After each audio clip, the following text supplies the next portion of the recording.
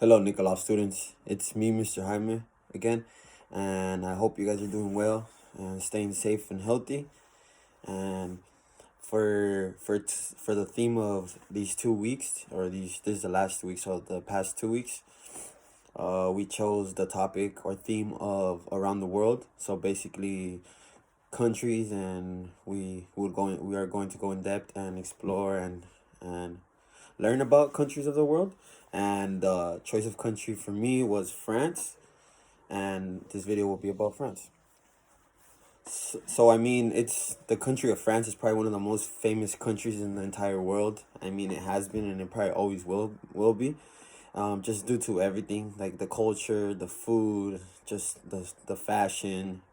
I mean, France has highly influenced every aspect of the modern day world, and I believe it always will be.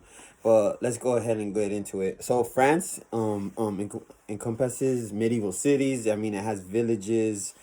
It's even part of the Mediterranean, so there's beaches in France, obviously. Also, France is, as I have said before, France is rich with culture and history, and like I said, has shaped the modern world in many ways.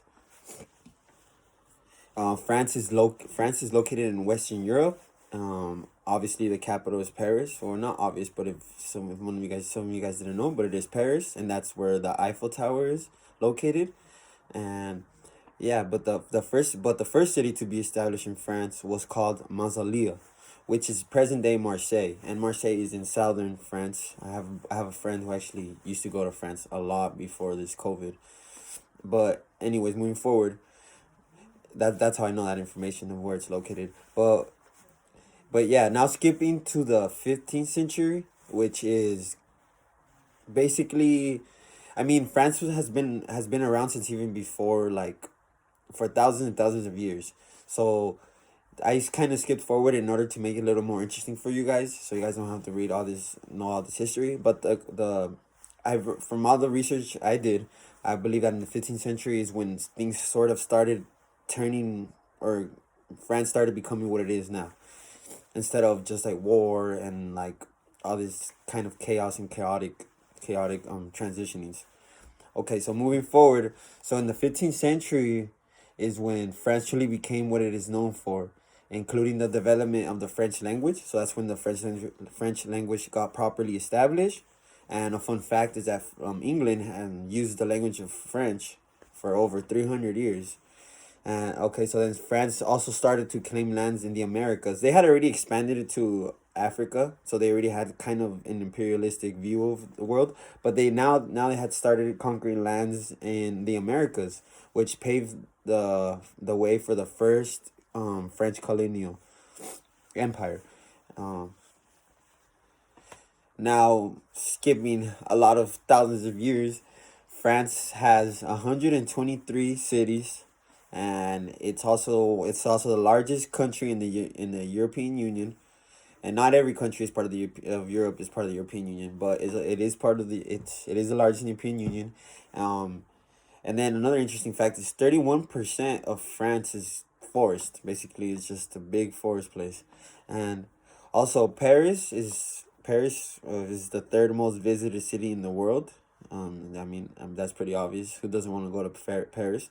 The second is London, which is a pretty cool city as well, and then Bangkok, which is the capital of Thailand, which is also a very, very rich culturally city. Now, something interesting about France is that France was the first country in the world to ban stores. I thought this was really interesting when I was doing my research. It was the first country to ban stores or markets or anything that sells a lot of food, um, like grocery stores, for example. It banned the throwing away of food. So I got a little bit more into depth in this, and basically, so now once they have their surplus of food, they legally have to donate it to food banks, or they can get fined or even go to jail. But yeah, that's amazing, because now all the surplus of food, it can go to all these charities and food banks. Now, now something geological I wanted to talk about France is that it is part what the country on top of France is Switzerland, and they also speak French as well there. And what divides that is the French Alps, which is basically the a lot of mountains, a range of mountains that it's quite beautiful. If you guys want to go ahead and check it out and Google it. Um, but okay, but the highest mountain is Mont Blanc, which stands for White Mountain, and it's in the French Alps.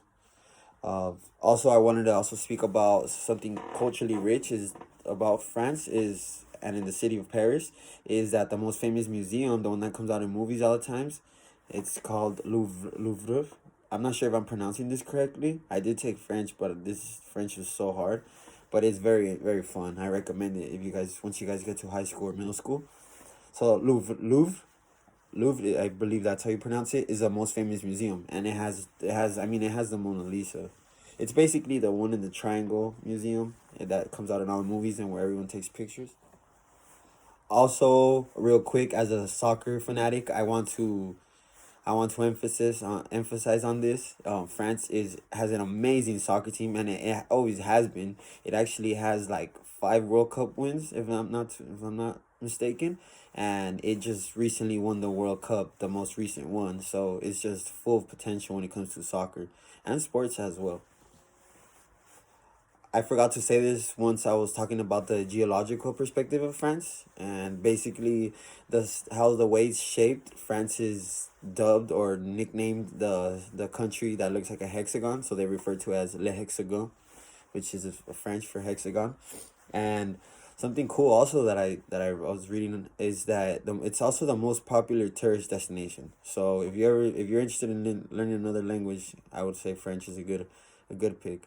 Another cool thing that I also learned, this is not from the research, but I learned this from my French class, is that they actually celebrate their Independence Day the on the 4th of July, just like us, which is 4 de Juillet, which is pretty cool.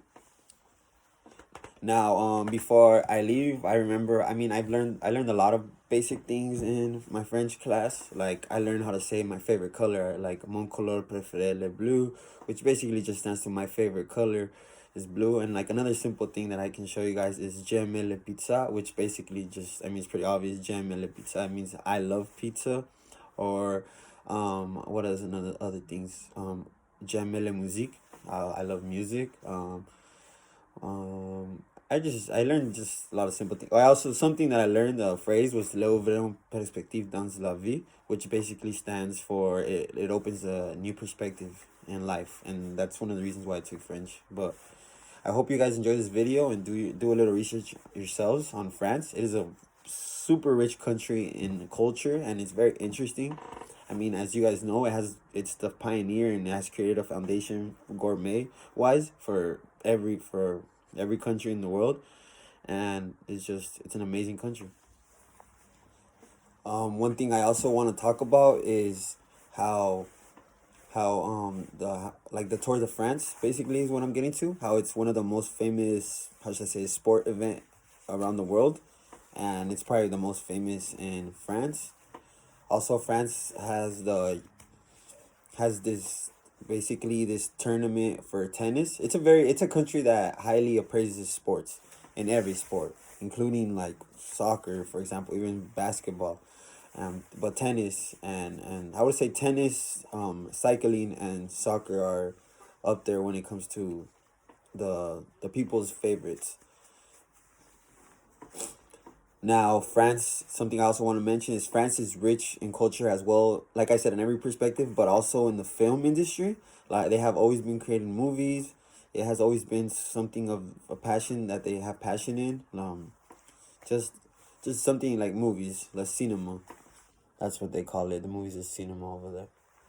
One thing that I want to mention that obviously it's you guys probably might not know, but it's something interesting, which I came upon on when I was doing my research and reading, is that the French were the first to create a hair dryer. I guess that's because they're just highly into fashion. Every single brand that is like luxurious and expensive usually is French, but yeah, their fashion, the passion for fashion that they have is extremely high. It impacts the whole world, and which is cool. And another interesting thing that I also came upon was that they created the hot air balloon. which in a very long time ago, I forgot the exact date, but yeah, they are the inventors of the hot air balloon. Another thing that I actually wanted to talk about, and I don't see here in America, in the United States, is that over there in France, their culture is extremely different when it comes, like, for example, kids are able to leave school. I'm not sure about now that it's COVID, but before, kids were able to leave school and go back home just to have lunch, and then go back home. Go back to school, which, that's impossible here. But yeah, they, like, another thing is that they start their days on Sundays.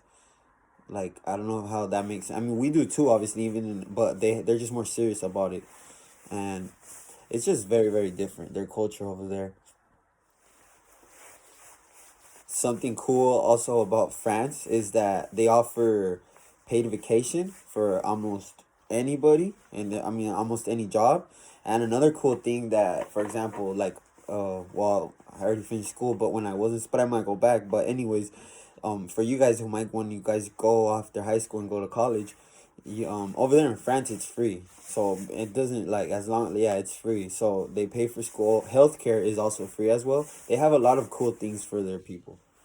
I hope you guys enjoy this video, and I hope to see you guys soon. I know times have been hard, but if it kind of feels like things are kind of going back to normal now. So I hope to see you guys soon. Hope you guys stay safe and healthy, and I hope you guys go ahead and do your research on France. Thank you, guys.